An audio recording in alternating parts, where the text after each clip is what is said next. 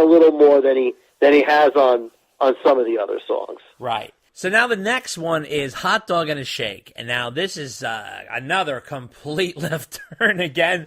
I mean, this album's all over the place. So we get to Hot Dog and a Shake, and it's back to the old school DLR band Sizzle. And the chorus is a little bit cheesy. Lines like, I'm dying French frying by the seat of my pants. The lyrics are a little bit weak, mainly on the chorus. You know, about a minute and 30 seconds in, Vai does this unreal solo where he actually sounds like Eddie Van Halen there for a minute. He's doing that hammer-on thing that Eddie's known for. Then there's Dave, what do you make of the monster in the background who's like, what are you hungry for? Yeah, who does that? I think that's Dave with his voice being manipulated.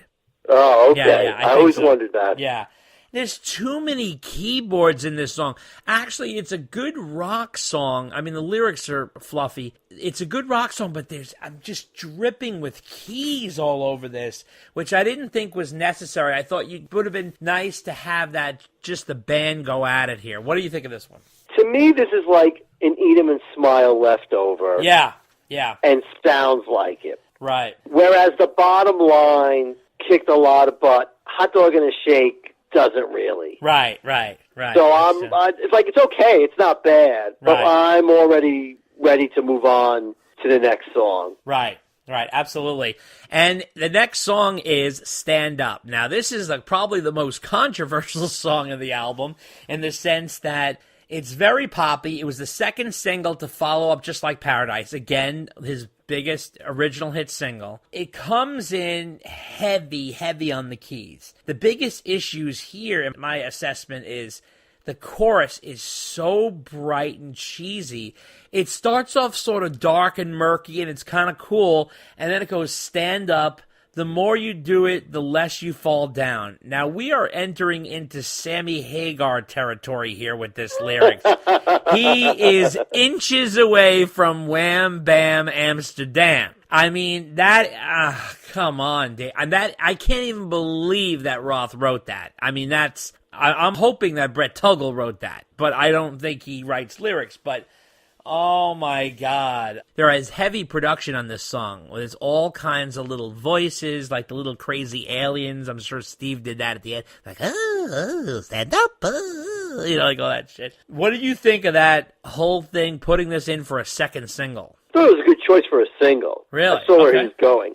When people talk about this being like the dance album, this is the song that comes to mind. Oh, me too, yeah. That's the only way it stands up, yeah. And I find it ironic that the song with the most prominent bass line is this song. Yeah, I know. It's hysterical. Which has the synth bass going by, like, wasn't it like some guy like Dr. Funk, PhD? Yeah. Or something like that? Yeah. And I have no idea who that is. Is that the guy from Prince and the Revolution? No, that's Dr. Fink. Oh, Dr. Fink. Right, I'm sorry, yeah. not Dr. Funk. No, not Dr. Funk. Yeah. I kept my Finks and Funks confused. That's right. This came in at number 64. So you're talking about following up a top 10 single with a number 64, and this is really what sunk the album. I remember we had a letter in our mailbag segment that said, "Did Stand Up kill David Lee Roth's career?" I don't know. It's hard to say, but it definitely slowed the momentum of this whole album down for sure. Because Dave had a hit video and a hit single, and the album was doing well, and it was selling well. Now, granted, let's remember, Dave came out before Van Halen this time. Now, we talked about this in the past. David Lee Roth released an album every year Van Halen did, with the exception of 1994. He put out Your Filthy Little Mouth, and then Van Halen released it early 95. So they were a little bit off. They were still close in terms of time. It was a little bit off, a little less than a year off. Anyway, but this song really kind of slowed things down for Dave. I don't think he ever really recovered from that solo standpoint. But I don't know. This song definitely, looking back, maybe shouldn't have been the second single. But I understand what you're saying, that it had that kind of potential, but I don't know. Yeah, I mean, he rolled the dice and he didn't win. Right, exactly. Now, the next song, I happen to love this song, Hina. So I don't like the name of this song, and I don't like the chorus of this song, but I love the rest of this song. It's so stupid. But it starts off as with a great groove and some great massive playing. There's swinging guitars, the drums sound great, and it sounds like that sort of Eat 'em and Smile kind of feel of the trio there playing behind Dave. Like I said, I'm not crazy about the chorus. I feel like it doesn't fit the song, but I love the rest of the song. I don't hate the chorus. I don't know, Hina, it just sounds so strange to me. It's sort of a love song in a way, I guess. It almost sounded like a chorus of another song that was attached to this one. It really starts heating up about 3 minutes in when the band starts really getting into a groove. I think Sheehan really deserved like a full solo here. I thought would have made sense. What do you think of Hina, Dave? I love Hina. Yeah. Apparently, Vai played it on one guitar, and he was phasing it back and forth so he could get enough, right. I call it echo. That might not be the right technical term. Right. But he was playing against himself, which is really tough to do. Yeah. But he just makes it so easy. Yeah. What he's doing. Right. I think this song is the highlight of the second half of the album. Yeah, definitely. And, I mean, certainly one of probably the best song on the second half. Yeah. Just love what he's doing there. Yeah. Fantastic stuff. Like I said, I think Steve Vai, who was a young man at the time, was really cutting his teeth on this album as a producer and a studio production guy. He really got a lot of knowledge from doing this album. That song was great. I don't know, maybe that had potential. I don't know. It does sound great. There's almost elements of it that reminds me of Little Guitars from Diver Down. Like when he's like come back, and he will want to stay. There's something about those parts that remind me a little bit of Little Guitars, like the way it builds and stuff. It's interesting. It's got a certain sort of spiritual essence. It doesn't sound exactly like Little Guitars, but there's something about it that reminds me of it that I really enjoy. Perfect. Well, you know what I do like at the end is Billy is doing some picking on the bass. Yeah. Which is a nice touch. You can finally hear him. Exactly. Now, perfect timing. I love this song. I thought this could have been single potential, to be honest. But please, you got to get rid of some of those keys and let Billy play. It needs a little more grit, like I've said a million times before. But this band is like a rocket ready to take off. They have such killer chemistry, and the trio is so hot. I think David Lee Roth has a great vocal performance on this song, and it really captures his personality. 2 minutes and 35 seconds in, there's a single riff with vocals that comes swinging in and out, which is kind of a really cool element, and they do a kind of a cool vocal effect with Dave. It's kind of a blues-based song in a way, and I think it's really kind of a fun track. What do you think of this one? I see it's more of a poppy song. Okay. It's okay. Again, I hear like the synth bass going in there. A waste of Billy's talent and time, and I'm not as enamored by it as you are. Okay, I think it's a decent song, but that's about it. Okay, well, I tell you, that brings us to the last song, another left turn. There's left turns all over this album. 2 Fools a Minute. This is a kind of a fun, playful tune. It's kind of a Vegas-y tune. Again, those fake horns are killing me, Dave. Oh my God. Are those fake or are those real? I think they're fake. I think there may be a combo. Yeah, I think there's at least one real horn in there. Because Vai is credited with horn arrangement. Oh, okay. All right, maybe. I don't know. There's something, I don't know. It sounded like I fake. think that I think there's keyboards and horns going at the same time. Maybe that's it. I don't know.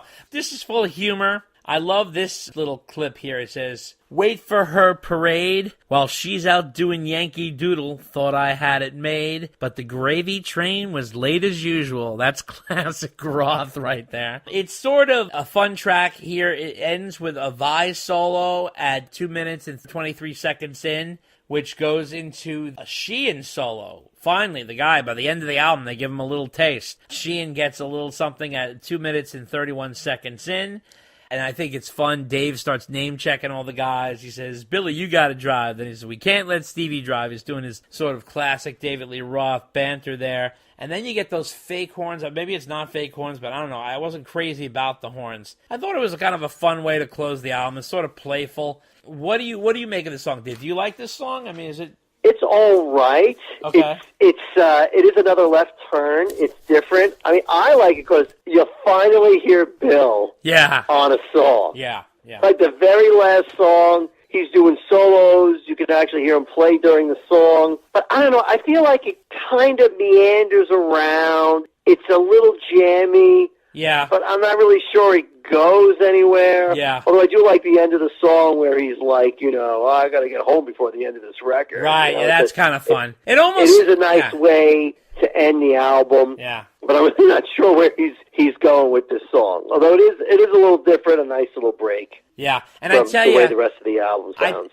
You could almost put the song on "Crazy from the Heat," don't you think? Yeah, I guess you could. The horns will do that for you. Yeah, definitely. So the question is, Skyscraper, was it the wrong move? I think they should have gone on a more rock-based album with a little grittier production, and let me tell you why. Because I think you needed to solidify the identity of the David Lee Roth band, being Greg Bissonette, Steve Vai, and Billy Sheehan. I felt like they were underutilized. I'm not against the album from a song standpoint. I just think the direction didn't really showcase them the best. Now, did it showcase Dave's voice great? I think his personality came across real well. I don't think it was his strongest vocal performance, but I think he certainly did fine. I like the songs. The question is, did Dave go with more keyboards because of Van Halen's success? I personally think he did, but maybe it's a coincidence. But he did have major success with Just Like Paradise. I don't know. Maybe that just stood alone. But for some reason, there was nothing on this album that could match that power. It's weird. I think that he needed to cement his solo legacy a little bit as a rock act. And I would have maybe done another rock album before getting experimental.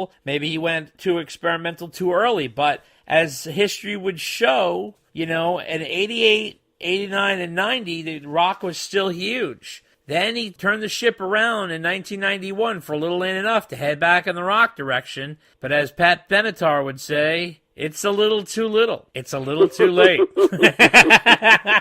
But unfortunately, Vai parted ways with Roth after this, and surprisingly, he went to Whitesnake, which I didn't understand that move at all. He did launch his solo career with Passion and Warfare. Granted, he had a first album called Flexible, which is sort of an indie album. It was sort of an underground album at the time, and then ended up getting re-released on Relativity Records many years later. But Passion and Warfare really was a huge solo statement for Vai and remains an all-time instrumental guitar classic album to this day. It's his Surfing with the Alien. That's Joe Satriani's album, but it's that album that people went crazy for that. I understand why he went off and did his thing. I didn't understand the Whitesnake thing. I'm only thinking that had to be a money issue because Steve Vai does not fit into Whitesnake. I didn't quite understand why he would move from David Lee Roth to that, but I don't know. There was all kinds of rumors about this tour. I had heard rumors that